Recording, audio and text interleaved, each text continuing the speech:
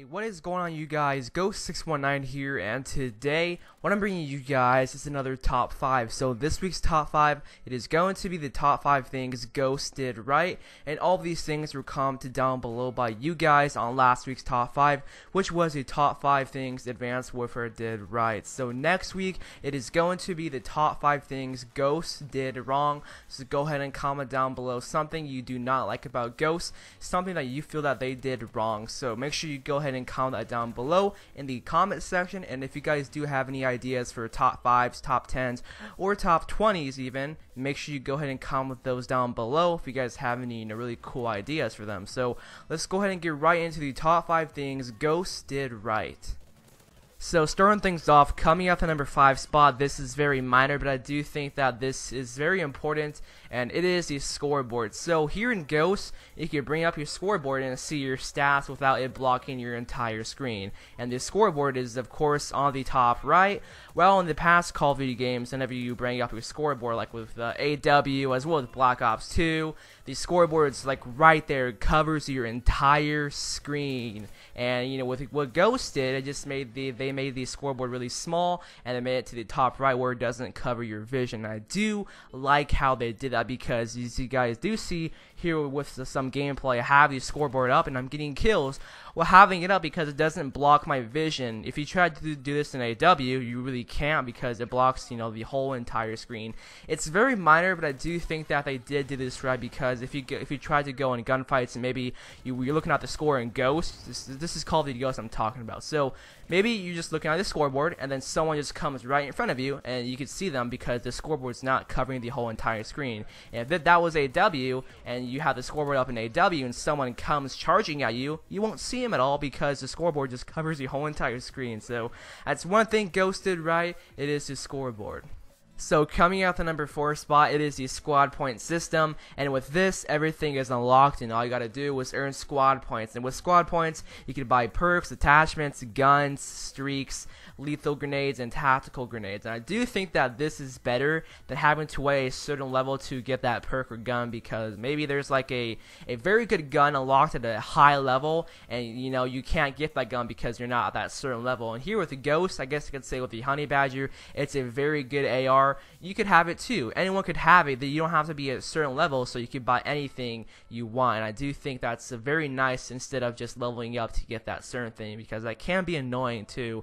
So I love how you can buy your perks, I love how you can buy your streaks, and I love how you can buy your guns. So that is number 4, the squad point system. And coming out the number 3 spot, it is the perk variety. Call of Duty Ghost definitely does have perk variety. There's 35 perks in Ghost, and that just means just so much variety for you to choose from. Just so much perks in the game. And with the Call of Duty Ghost, you don't see people running the same exact perk setup in every game. Like here with AW, you see people running low profile, blind eye, toughness, and blast suppressor. Those are the only things people run in AW. And here in Ghost, you don't see people running just the same exact perks over and over again. You don't really see that in Ghost at all. It's very different, and that's why it's here on this list, because there's so much variety when it comes to the perks. So that is number 3, the perk variety. So coming out the number 2 spot, it is the hit detection, and that's one of the reasons why I love Ghost, is because of the hit detection. That's one thing that Ghost did right as well. So the hit detection in Ghost, I believe it's the best. I'm not entirely sure on that, because I did hear that MW2 had amazing hit detection. I heard that that one's the best as well. I'm not entirely sure because I haven't played MW2 a whole lot to notice it. So if you guys have played MW2 as of recently, or if you guys just play the game a lot and you know a lot from it, what game has better hit detection, Ghost or MW2? I'm very curious on that. I really am. So let's talk about the hit detection in Ghost. So the hit detection in Ghost, it just feels right. It feels amazing. It feels good. I just can't say anything bad about it. This one thing I could say is that sometimes it could be too good. Meaning you could die behind walls just because the hit detection is just so good in Ghost. That's just the way for me. I do experience it. You guys probably die behind walls as well. And, of course, I die behind walls in Ghost a whole lot.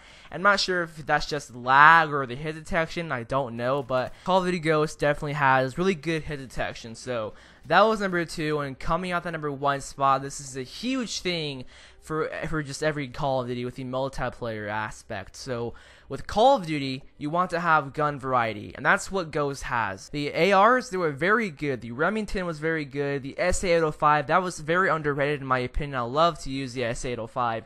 The FAD, that's a very underrated AR too. I don't see many people using that gun. The Maverick, it's a very good one too. The SC-2010, it's an alright mediocre gun. So with the ARs and all the guns in Ghost I'm going to scroll through here, a lot of them, they're very good, and that's good for a multiplayer game. As you guys do know, with AW, of course, BAO and ASM1 everywhere. Here with Ghost, you see different guns. You see people using marksman rifles, you see people using shotguns, you see people not only using the Honey Badger, because you see people just using the different ARs too. It's not only Honey Badger Remington, it's not only that in Ghost.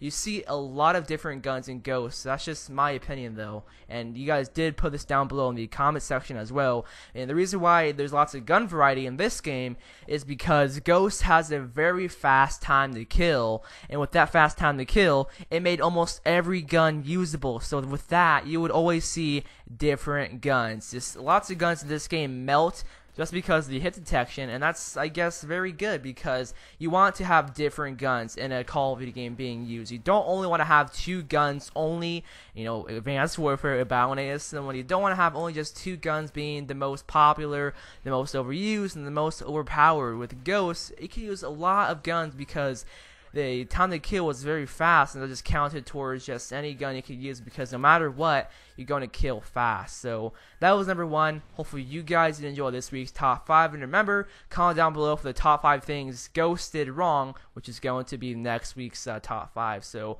hopefully you all enjoyed, and I'm out of here. Peace out, guys.